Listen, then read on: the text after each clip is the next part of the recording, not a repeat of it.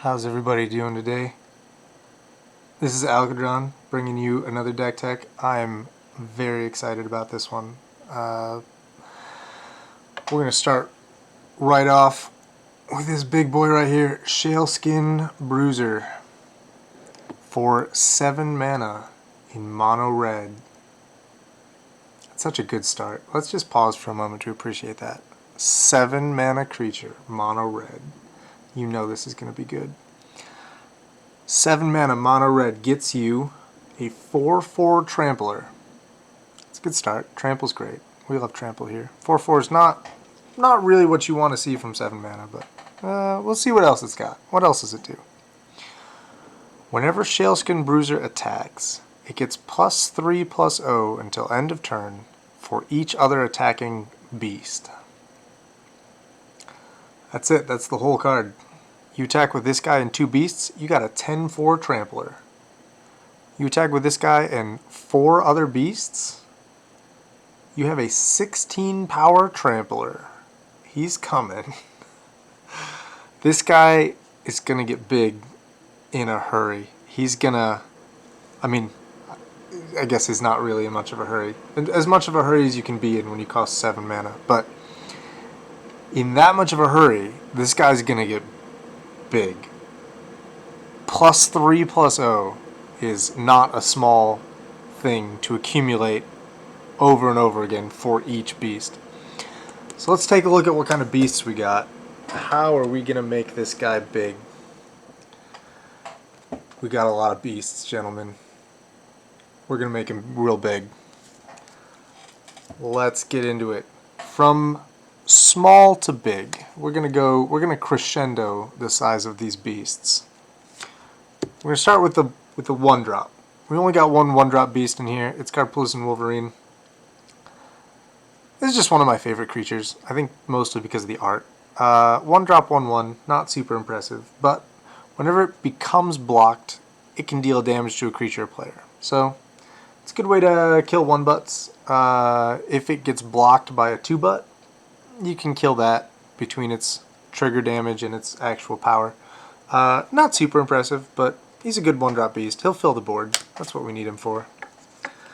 In the 2-drop spot, we have a 2-mana creature that can be a 3/1 if you pay for it, and a 2-mana creature that is always a 3/1.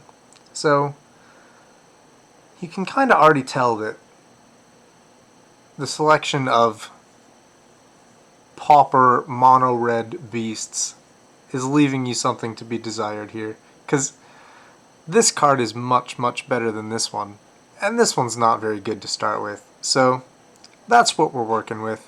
We're doing the best we can. Don't judge them. To follow up the Firebelly Changelings miniature fire breathing that can only be activated twice each turn, we have a Ridgeline Rager with real grown-up fire breathing on a 1/2 body for 3 mana. Still pretty far from ideal. Not what we want to be working with here, but it's what we got. We're going to follow that up with the 3 mana 1/1 with fire breathing. This is somehow worse than Ridgeline Rager, but it does have Mountain Walk, so you can punish your friends who also play red. The Kolos Yearling is friends with the Wild Kolos, just a 3 mana 2/2 with haste. We'll take those. Also in the 3-drop pile, we have a 3/2 that allows your opponent to pay 5 life, or take 5 damage, I guess, to sacrifice it. Your opponent can just make it go away when it comes into play by taking 5 damage to the skull, which, when they are threatened with a potentially +3 additional power creature, they're probably going to do. Your opponent's probably going to take 5 from this, but we have to play it. It's one of the most beautiful cards ever printed in Magic. We have a 4/2 land. You'll notice that the typing line here doesn't say it's a beast. It says it's an aura. But it does turn a land into a 4/2 red beast with trample. So It's not bad. It's a lot better than Colossus Yearling. It's time for some actual good cards. Ember Beast and Raging Crunch are almost the same card. They're both excellent. They both 3 mana big bodies. Neither of them can attack alone, but they were never going to attack alone. The whole plan here is that they attack as a big group. So we'll take the 3 mana 3/4 and the 3 mana 4/3. We like those. Continuing the theme of actual playable cards, we have a 4 mana 5/3. So that's not small. Marauding Maulhorn has to attack unless you control a creature named Advocate of the Beast. Spoilers, Advocate of the Beast is a green uncommon. It is not in this deck. Marauding Maulhorn is going to be attacking each turn, and we are never going to regret that decision. We got a 4 mana 3/3 that sometimes first strikes. And we got a 4 mana 3/1 that always first strikes. You might notice one of these is substantially better than the other. You are correct. Creatures just kind of weren't good in 2002. I'm not sure why this guy's a beast. He feels more like a shaman or a wizard. This is a 4 mana 2/2 that taps to deal damage to things. And I love tapping to deal damage to things. And he deals extra damage to things when you have Threshold. If you have Threshold, you can pay 3 and tap him to deal 2 damage to things, which is actually outstanding. The ability to just put 2 damage anywhere you want, whenever you want, is great. But he's very much unlike all of the other beasts. Every other beast in this deck is very clearly some kind of mindless monstrosity that just attacks and beats face like a champion. And this guy is some kind of weird demon, devil, chain-flinging something. Who even knows? He's a great card, though. We will attack with him when needed. And we'll play control with him until then. Time for a cutie. 4 mana on a 2/2 body gets you a Bumbling Pangolin. This is a unstable card. It's a host. When it enters the battlefield, you can destroy an artifact. Host was a really cool mechanic where you could kind of attach an augment to it that would cover up this half of the card, and it would provide power and toughness boosts, and it would give you a different trigger for this ability. So instead of like when it enters the battlefield, it might change it to like when at the end of your turn, or whenever you gain life, or when you draw a card, or whatever. So there aren't any augment cards in this deck at all. This is, despite its weird templating, this is just a 4 mana 2/2 beast that destroys an artifact when it comes into play. Which makes it sort of comparable to this big guy, which is a 5 mana 4/3 that destroys an artifact when it comes into play. Once again, one of these cards is kind of better than the other. But one of them is named Bumbling Pangolin and has stolen my heart, and will keep my heart forever. I love my pangolins. And destroying artifacts is good. They're beasts. They attack. We'll take that. Speaking of getting some good value for your 5 mana 4/3, and one of these cards being better than the other, let's talk about Charging Slateback. It is also a 5 mana 4/3. Instead of destroying an artifact when it comes into play, it can't block. I don't know why this card was printed. I don't know whose idea this was.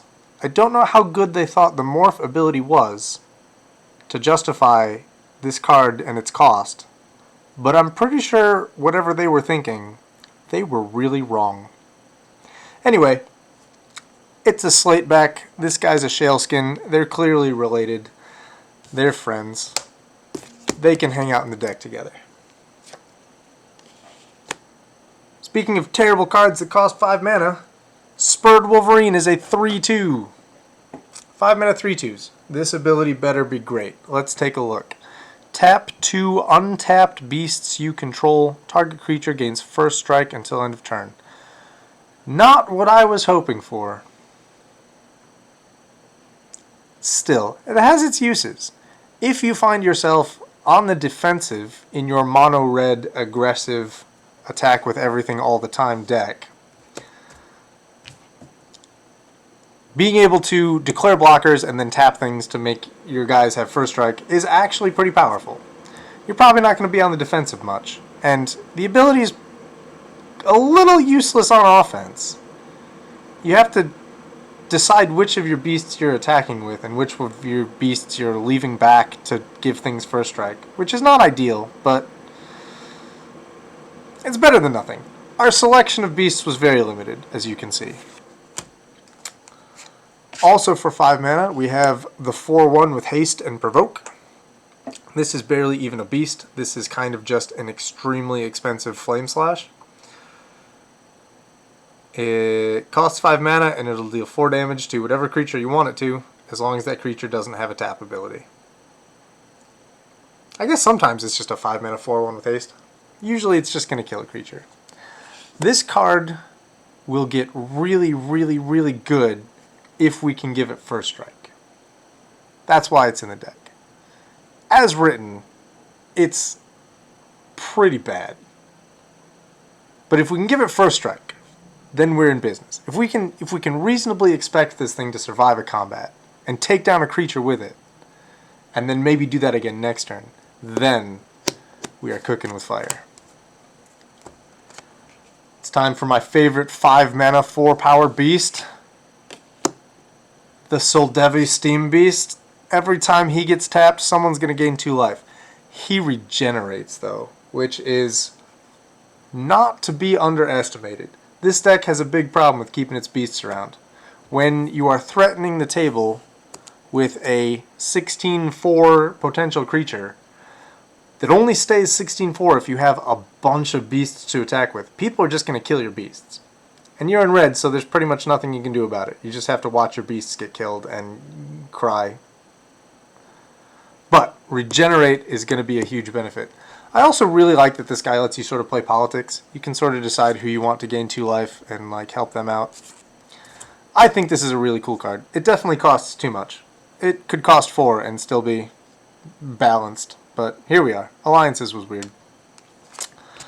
Time for some actually playable 5 mana cards. We got a Flowstone Crusher. If you want to make yourself feel sad, you should compare this card to a card called Villadin Pack Outcast from Eldritch Moon. If you don't want to make yourself feel sad, forget I said that, and just admire this Flowstone Crusher with me. It's a 5 mana 4/4 that can sort of fire breathe. Every time it fire breathes, it loses a toughness. So you can only do that a certain number of times before it kills itself. But it's a sizable body. It's an impressive threat. If you're going to block it, you pretty much have to be prepared to block the 4/4. If you're not going to block, you might just end up taking 7, which is not a small number. I like this guy. Time for the 6 drops. We're going to open up the 6 drop plan with the best card in PDH, Coal Hauler Swine. 6 mana 4/4. Whenever it is dealt damage, it deals that much damage to each player. If you can find a way to deal 12 damage to this guy, the whole table takes 12. He's like a walking flame rift. He's just beautiful. This is what PDH is all about. Mutually assured destruction. I'm going to set him aside. We're going to come back to him later. We're just going to leave him right there. Other 6 drops include Chartooth Cougar. Mountain Cycling. That gives us options. Probably not ever going to use him. Mostly he's just going to be a 6 mana 4/4 with Fire Breathing. Fire Breathing is kind of something of a theme of beasts I have discovered since building this deck. Things having an enormous amount of power happens a lot in this deck, it turns out. With this guy, and this Craighorn, and this Fire Breather, and this other Fire Breather, and this other Fire Breather. There's just a lot of really cool fire breathing stuff going on here. Anyway, 6 mana, 4/4 fire breathing. Sometimes it'll get mountain cycled. Usually I'll just hold on to it until I can cast it as a beast. You can't get these. If these beasts hit the graveyard, you kind of can't get them back. You gotta capitalize on all the beasts you can right away. 6 mana could also get us a Tenement Crasher, a 5/4 with haste. This card is just fantastic. He's always a surprise, always a huge beating. I love this guy a lot. You could get a 6/4 with cycling for 6 mana. Or, if you think this card is too good and you think it needs to be toned down a bit, you can get a 6/4 with cycling for 7 mana. Yep, that's the thing that they did. 7 mana could also... Yes, we've now reached the 7 mana tier in our beasts, and I still have cards left. We are not done. The 7 mana slot is when it gets real spicy. With my boy Macetail Histrodon. This is a 4/4 with first strike and haste. And cycling. Again, we're probably not going to cycle these guys. We need all the beasts we can get. If we start putting these into our graveyard, they're gone forever. But 7 mana is a lot of mana. And we have other things to do with 7 mana, so maybe cycling him is the right idea. 4/4 first strike haste is a lot more intimidating than it seems. He's just really hard to deal with. 4/4 first strike is big, and him attacking on turn 1 is great. This guy I put in the 7 mana slot, even though he technically costs 6, because you're never just casting him. If you just cast this guy, all you get is a 6 mana 3/4, which is, even by the standards of this deck, which includes terrible, terrible cards, the 6 mana 3/4 is terrible. So we're going to morph him. He morphs face down as a 2/2 for 3 mana.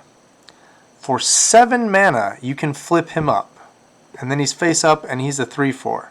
And beasts you control get +3 power until end of turn. This is the money shot. This is 7 mana. Your whole board gets +3 power. This is big. This is not to be underestimated. 7 mana is a lot. It's hard to use this guy, but if you can use him, the beatings are absolutely worth it. It is worth the price of admission to watch what he does to a table. That's the end of our beasts.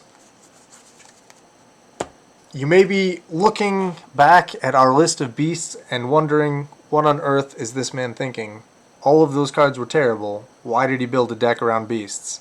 And I don't have a good answer for that. YOLO. Let's talk about other things. If you can get the beast strategy working, you should have a Shaleskin Bruiser that has hopefully at least 10 power. Ideally 13 or 16 power. That's the goal. So what are we going to do with a 16 power trampler besides attack with him and deal 16 to someone's face? What if we did another 16 to someone's face? That's the goal.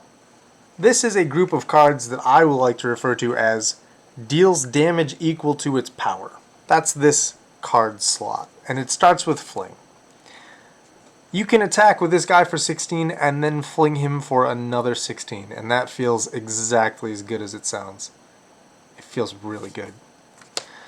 If you don't want to sacrifice your boy, but you still want to deal another 16 damage to someone's face, Soul's Fire is the way to go. If you want to not sacrifice your boy, but deal another 16 damage to someone's face twice with one card, Gravitic Punch has got you covered. Gravitic Punch only hits players, so it's a bit more limited than Soul's Fire or Fling. Soul's Fire or Fling are very interesting because of this guy that we kept around. If you want to hit the entire table for 16 after you attack someone for 16, then you can Soul's Fire your Shaleskin Bruiser at your Coal Hauler Swine, and then everyone takes 16 damage. And that's how you win in PDH. You just annihilate everyone at once. If the game ends in a tie, you get to go home feeling like you've won with a terrible beast deck. So, that's pretty great. Unfortunately, you can't do that with the Gravitic Punch. It only hits players. but it hits players twice. So you can reasonably hit 2 people with this if you want to. We do have Fall of the Hammer and Tail Slash. These guys are like Soul's Fire, but these only hit creatures. Soul's Fire and Fling, these hit any target. Gravitic Punch is players only. Fall of the Hammer and Tail Slash are creatures only, which is a lot more limiting, but they still make for great removal spells. Sometimes you end up in the situation where you have the Fling and you should use it to kill a creature, but you hold onto it in this vain hope that you can eventually get the Shaleskin Bruiser online and fling it at someone's head, because that just feels great. These guys you don't have to worry about holding on to. Like, if there's a creature that you really need to kill, you can just spend this card, kill the creature. It's great. You don't have to use it on the Bruiser. You can use it on anything that has a lot of power. And a lot of these beasts have power, so not unreasonable. In the continuing theme of deals damage equal to its power to a creature, we have Go for Blood, which allows you to fight some things, and it also cycles. Again, a lot of the creatures in this deck just have a lot of power. And a lot of them, well, not a lot of them, one of them is Coal Hauler Swine. Making Coal Hauler Swine fight things is pretty outstanding. It's a good plan. Basically, any amount of damage you deal to the table with Coal Hauler Swine is that much more like victory. Which brings us to Bloodfire Infusion. Bloodfire Infusion will allow you to deal a creature's worth of power damage to literally everything, including Coal Hauler Swine. So, if you've got your Shaleskin Bruiser and you get your attack for 16, and then after you attack for 16 you decide that you don't want anyone else to have a board anymore, you can light it up with a Bloodfire Infusion and deal 16 damage to the table. This is one of the most thorough board wipes we have in Pauper. It's a pretty great card. I like it a lot. That is the end of the deals damage equal to its power set of cards. What's next? Oh. The next set of cards is making the things have more power. So, if you're thinking about this Shaleskin Bruiser being a 16 power trampler, and you're thinking, 16's good, but the PDH pals play with 21 commander damage. I need it to be bigger than 16. Then my friend, you are in luck. We have ways to make it bigger than 16. We got Dragon's Breath, that's going to give things haste and fire breathing, and it attaches from your graveyard to creatures that have 6 or more CMC, like this guy. If you want to give this guy haste and fire breathing, you can do that. That's pretty good. We also have Fiery Mantle. It also comes from the graveyard back to your hand. So both of these things are great because they do fire breathing and they're sort of repeatable. Dragon Mantle does fire breathing. It's not repeatable, but it does replace itself, and we take those. Any excuse in mono red to draw cards or get extra value out of a card is absolutely worth it in this context. And the fire breathing will let you do much more power with creatures. So if you're having trouble getting the Shaleskin Bruiser online, it is really, really difficult to make him have 16 power. It's possible, but it's difficult. If you're having trouble, you can use some of these guys to give one of your other creatures a massive amount of power. And then you still have Fling and Soul's Fire and Gravitic Punch. You still have all these guys to deal that much damage to things. If fire breathing is not your style, if you want all of that power without spending mana for it, we still got you covered. We got Claws of Volakut and Granite Grip. Both of these guys will give an enchanted creature +1 power for each mountain you control. And we're mono red, so we're going to have a lot of mountains. We're mono red and we're really top heavy. We need to get to 7 for this guy. So, mountains for days. These guys are going to get big. And then we're going to fling them at things. We also have some double strike tech. We got Assault Strobe. It's going to give something double strike as a sorcery.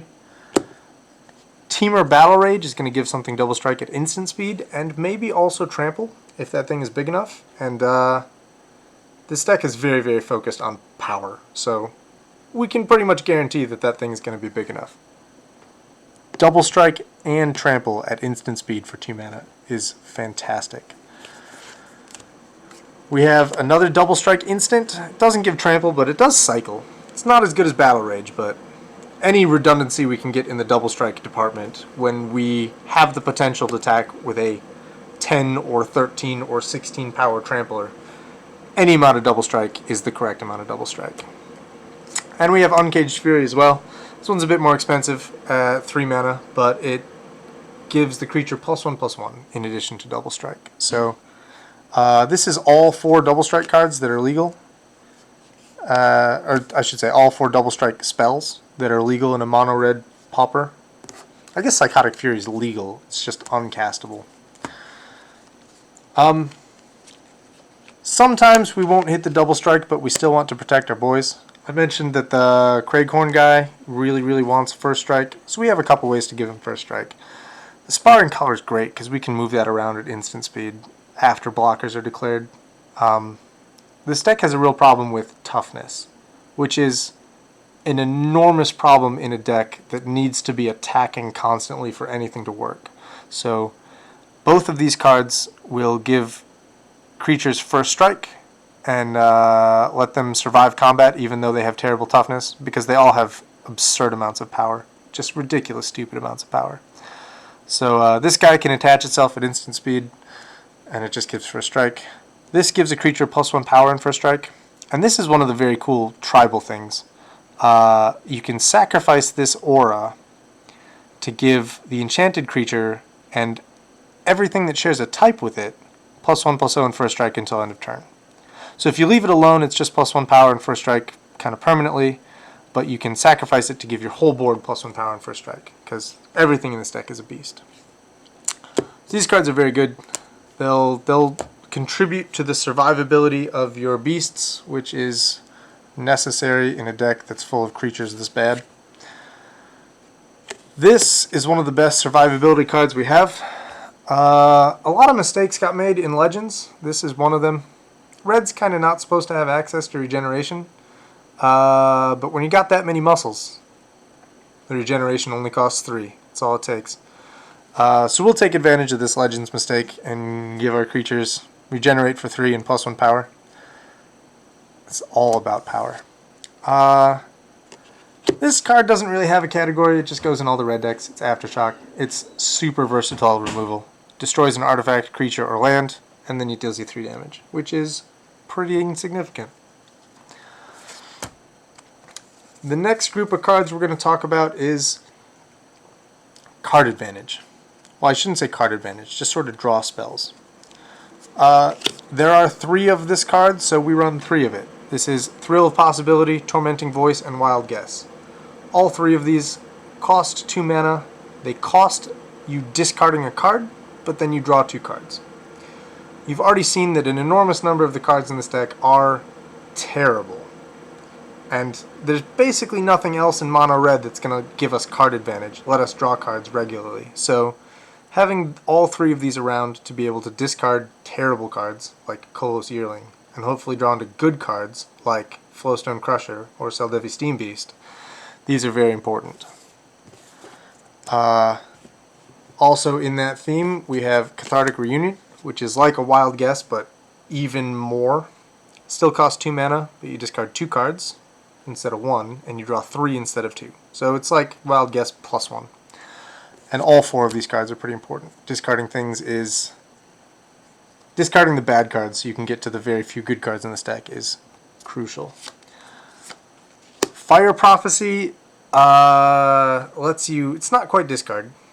You tuck a card from your hand to draw a card, but mostly it's just a 2 mana 3 damage. It's like an Incinerate with card selection, which is pretty good. Removal is important. Getting to tuck a bad card and hopefully draw a good card. This card is outstanding. We need these. Fists of Flame replaces itself, gives something trample, and hopefully makes it a little bigger. Fists of Flame by itself should be giving a creature +2 power after drawing you a card, which is great. Fists of Flame plus a Wild Guess should be giving something 4 power. Fists of Flame plus a Cathartic Reunion should be giving something 5 power and Trample. Again, this deck is very, very focused on power.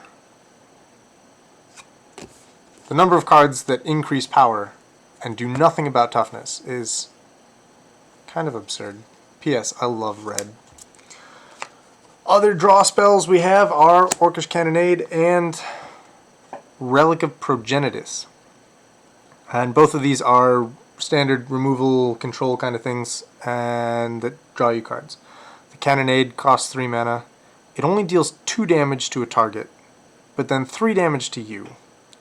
So it's not a great trade-off. You're paying 3 mana and 3 life just to deal 2 damage to something. But it draws you a card. So, again, that card draw, we are so desperate for card draw in this mono-red deck full of bad cards that we need these Orcish Cannonades.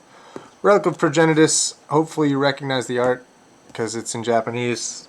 It's hard to read. It's a 1 mana artifact. You can tap it to force a player to exile a card from the library. So if you leave it around in play, it's very slow, very grindy graveyard hate. But for 1 and exile it, you can draw a card and exile all graveyards. Maybe. It's either all graveyards or all opponents' graveyards. I think it's all graveyards. I don't know. And it kind of doesn't matter in this deck. This deck doesn't have any recursion, so it doesn't really matter if the graveyard gets exiled. Both of those things are completely inaccessible. So at its worst, you pay 2 mana, you cycle it, you get a new card in your hand. We need that in this deck. At best, it can be very disruptive to graveyard strategies, and it still draws you a card. So this is a great include. That's it for that stuff. All that's left to talk about now is the ramp and the lands. So the ramp suite is 8 cards big. We need to get up to 7 mana, so we're going to ramp a lot. Wayfarer's Bauble is great. It thins your deck while ramping you. This is the artifact version of Rampant Growth, and I run it in pretty much everything. I mean, in green decks I'll just run Rampant Growth, but in anything that's not green, I basically always auto-include a Wayfarer's Bauble just because it's rampant fixing and it's deck thinning. It's just a great card. Commander Sphere, Orazka Relic, and Mindstone. These are the rocks that let you sacrifice them to draw cards. Which is kind of an awkward position to be in this deck. We need to get up to 7 mana to cast the Commander. The deck does nothing without the Commander. It does very little without the Commander. We need this guy online. The deck is designed around getting this guy online and attacking. So we need to get 7 to play him. He's probably going to die. People are going to see it coming and they're just going to keep a removal spell in their hand. And after you save up 7 mana to cast him, they're just going to hit him with a murder. And then you need 9. So you probably need 9 mana. That's a lot. Sacrificing these guys to draw cards is almost certainly going to keep you from getting to 9 mana, which is a huge bummer. But sometimes it's what you got to do. If you never sacrifice these things, then they're still just great mana rocks. This one gives you colored mana. These guys give you colorless, but they ramp. We need that ramp. We got to get to 7. These guys are the 3 mana rocks with activated abilities that stick around. The other 3 cards, you have to sacrifice them if you want to draw.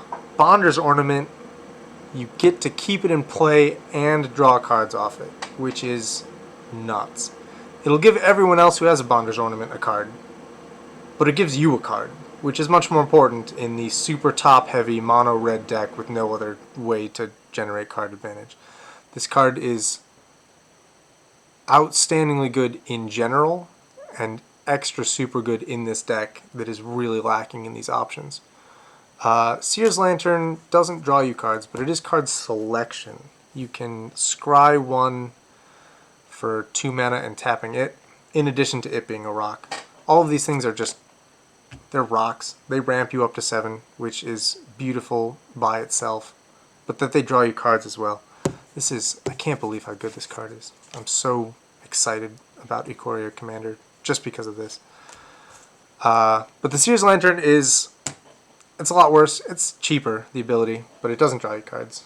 But it's still good enough for this deck. It's a low bar to clear. Our last 2 rocks are the big guys. These are the Pauper Soul Rings. Artifacts that tap to add 2 colorless mana to your pool. They cost 4 instead of 1 because Soul Ring was a mistake and these cards are balanced. But we take these. We gotta get to 7. Every little bit helps, and this is not a little bit. Things that tap for 2 that's a chunk. That's it for spells. Now is the time when we talk about lands. The first and most important land is the one you can't read. This is Path of Ancestry. It comes into play tapped. It taps to add a mana of any mana of your color's, your commander's identity. So for us, it just comes into play tapped and gives us red. But anytime we spend this mana on a creature that shares a type with my commander, you get to scry 1.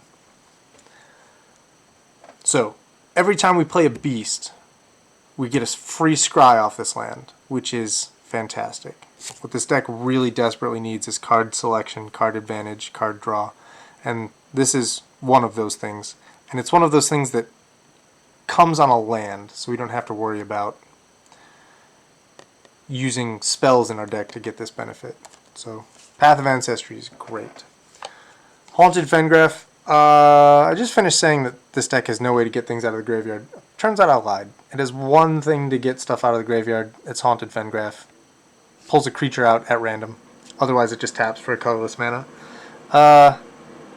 This is kind of like the Commander Sphere or Ozka Relic Mindstone. Like, we don't want to be sacrificing lands. We want to be accumulating lands so that we can cast this guy for 7, and then 9, and then maybe 11, I guess.